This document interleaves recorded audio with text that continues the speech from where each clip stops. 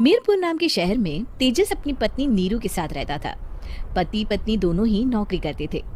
एक दिन तेजस गांव अपनी माँ के पास फोन करता है। हेलो, प्रणाम माँ। जीते रहो माँ, तुम दादी बनने वाली हो। अरे वाह, ठीक है बेटा, मैं कल ही आती हूँ। जब माँ जी शहर पहुंची तो बेटी बहू ने बहुत अच्छे से स्वागत किया। लीजिए माँ जी चाय। अरे गर्मा गर्म पकोड़े ले आओ माँ के लिए। नीरू रसोई में गई और 2 मिनट में ही पकोड़े ले आई। जी ये लीजिए। बहू जादू से बनाए हैं क्या? अभी तो रसोई में गई थी। यम्मी। माँ जी, शीला रसोई में पकोड़े तल रही है, मैं बस लेकर आई। हे भगवान, मेरा धर्म भ्रष्ट कर दिया तूने। अब तो गंगा जल से शुद्धिकरण करना होगा।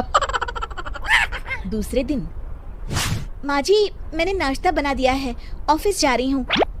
पर अभी तो घर का सारा काम पड़ा है। शीला आती ही होगी, झाड़ू पोछा बर्तन कपड़े वो सब कर लेगी। हमारे जमाने में घर का सारा काम हम ही करते थे। जी माँ जी, आप बहुत होशियार हैं, मैं घर ऑफिस दोनों नहीं संभाल पाती। तो जरूरत क्या है घर से बाहर जाकर चाकरी करने की? वैसे भी घर का काम खुद करने से घर में बरकत आती है, समझी? पर माँ जी। पर वर कुछ नहीं, इस महीने की पगार मिले फिर ऑफिस बंद। हाँ। रात को नीरू तेजस से कहती है, सुनिए जी, माँ जी बोल रही थी कि मैं नौकरी छोड़ दूं। वैसे ठीक ही तो है, अभी तुम्हें आराम की जरूरत है। फिर भी आराम कहाँ, शीला को छुड़ाने के लिए बोल रही थी। तो अब 24 घंटे में इतना काम तो कर ही सकती हो। पर जॉब पसंद है मुझे, घर पर मन नहीं लगेगा। अगले दिन जब दोनों ऑफिस के लिए निकल रहे थे, मेरी तो कोई कीमत ही नहीं है इस घर में। माँ जी आजकल महंगाई बहुत है, रहन सहन भी बदल गया है, दोनों नौकरी करते हैं तभी ठीक रहता है। अच्छा, तू कहना क्या चाहती है? मेरा बेटा तुझे बिठा के खिला नहीं सकता? तू ही इस घर का खर्च चला रही है, हैं? नहीं माँ जी, मेरा वो मतलब नहीं था। मतलब खूब समझती हूँ, ये बाल धूप में सफेद नहीं किए मैंने। हाँ। अब तो ये रोज का काम हो गया था। तेजस भी रोज की चिकचिक से परेशान हो गया था। एक दिन उसने कहा, नीरू, वैसे भी तुम्हें मैटरनिटी लीव मिलने वाली है, तो अभी से ही छुट्टी ले लो। पर क्या, मेरी सैलरी अच्छी खासी है। आखिर नीरू ने रिजाइन कर दिया। जब बच्चा हुआ तो घर में सब बहुत खुश हुए। कुछ दिनों बाद तेजस फाइल देख रहा था। क्या हुआ तेजस, कुछ परेशान लग रहे हो? अब हाँ, वो हमारी जितनी सेविंग्स थी वो तो हॉस्पिटल में और छठी के फंक्शन में खत्म हो गई है नीरू। और अभी वैसे मंदी चल रही है तो मैं बोल रही थी कल मुन्ना को हेपेटाइटिस का टीका लगवाना है। नीरू, क्या पोस्टपोन नहीं कर सकते? नहीं जी, बिल्कुल नहीं। अब तेजस को समझ में आ रहा था कि उससे गलती हुई है।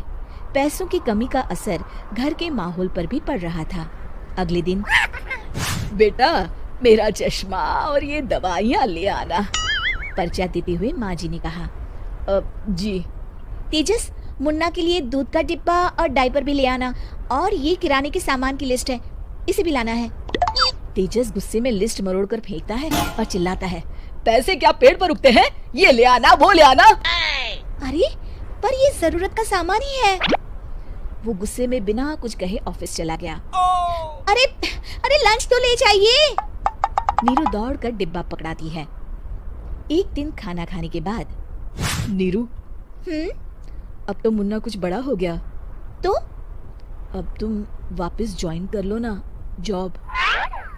पर इस रिसेशन में जॉब मिलना बहुत मुश्किल है। ट्राई तो करो। फिर मुन्ना? माँ जी है ना, और एक फुल टाइम मेड भी लगा लेंगे। पर माँ जी, उन्हें तो पसंद नहीं। तभी माँ जी वहाँ आ जाती है और प्यार से नीरू के सर पर हाथ फेरते हुए बोलती है, अब मेरी समझ में आ गया बहू, पहले के और अब के समय में अंतर है। तुम काम शुरू करो, मुन्ना की जिम्मेदारी मेरी। मेरी प्यारी माँ जी। ये कहकर नीरू उनके गले लग गई।